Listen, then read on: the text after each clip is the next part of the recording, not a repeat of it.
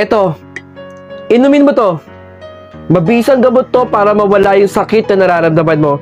O ito, inumin mo. Maghintay ka lang ng ilang segundo. Sigurado akong gagaling ka. Salamat po. Ito po yung bayad ko. Hindi ko kailangan ng pera. Makita ko lang kayong iniinom yung gamot ko. Natulungan niyo na rin ako. Maraming salamat po. At mukhang magaling na ako. Ang galing niya magpagaling. Tao po. Kayo po ba si Mang Goryo? Oo. Ako si Mang Goryo. Taga Maynila ka, no? Opo. Taga Maynila po ako. Alam niyo po, sikat na sikat kayo sa Maynila. Talaga naman ang mga taga Maynila. Ano ba sadya mo? Magpapagamot ka rin ba? Opo sana. Magpapagamot po ako. Mang Goryo, pwede po ba ako magpagamot sa inyo? Tuloy po kayo. Saglit lang ha. Gagamutin ko lang to. Salamat talaga, Mang Goryo. Ayan. Mga ilang segundo na lang po. Gagaling na po kayo. Unti-unti na akong gumagaling, Mang Goryo. Salamat po. Wala pong anuman.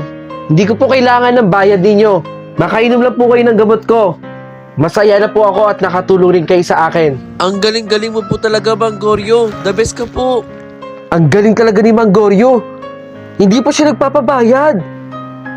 Mang Goryo, maraming salamat po ah. Sasabihin ko rin sa iba to.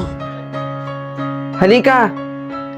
Inumin mo to para gumaling yung sakit ng tiyan mo. Hindi na lang po ako iinom ng gamot nyo. Hoy! Huwag kang umalis! Mang Goryo, labas ka dyan, Mang Goryo. Ano bang ginagawa mo sa amin? Ano nangyari sa anak Lumabas ko? ko! Grabe! Ang dami pala ng gamot dito ni Mang Goryo. Kaya pala ang galing-galing niya. Nay, magpahinga na po kayo. Dahil mamaya po, mas lalo kayong lalakas. Hindi na po ako mahirapan. Dahil yung huling iinom ng gamot ko ay nandito. Siya ang huling mamamatay para mabuhay ka. Nay,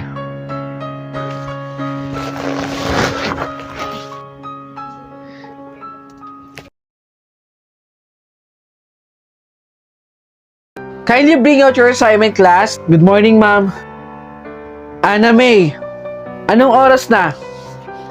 Bakit ngayon ka lang pumasok? Ano po kasi, ma'am? Ops, ayokong makakarinig ng mga common na sagot.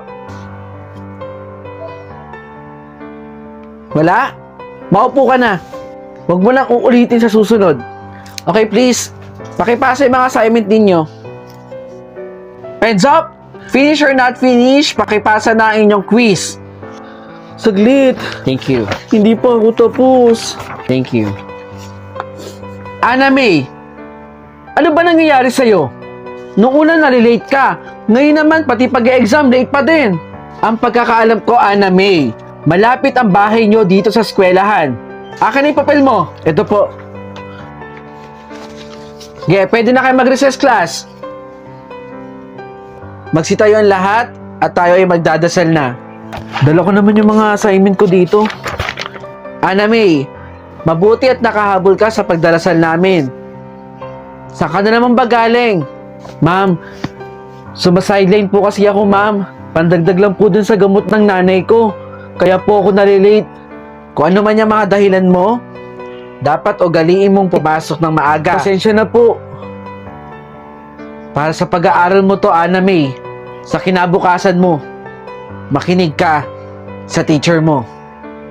Okay, dasal na class. Ma! Ma! Nak! Eto po, may pandagdag na po ako sa pambili ng gamot ninyo. Hindi mo naman kailangan gawin yan, Nak eh. Kaya pa naman ni Mama. Diba sabi ko nga, makinig ka sa teacher mo. Para sa kinabukasan mo. Ito, Ma. Maraming salamat, anak.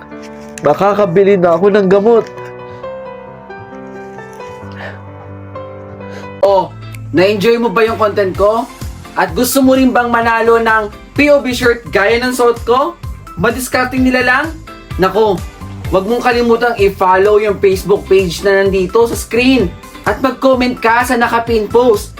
Sagutin mo lang ang tanong na, Bakit karapat-dapat ka mabigyan ng POV clothing ko? 3 designs meron tayo. Malay mo, isa ka na sa mabigyan ng POV shirt ko. Ano pang inaantay mo? Mag-comment ka na dun. Bilis!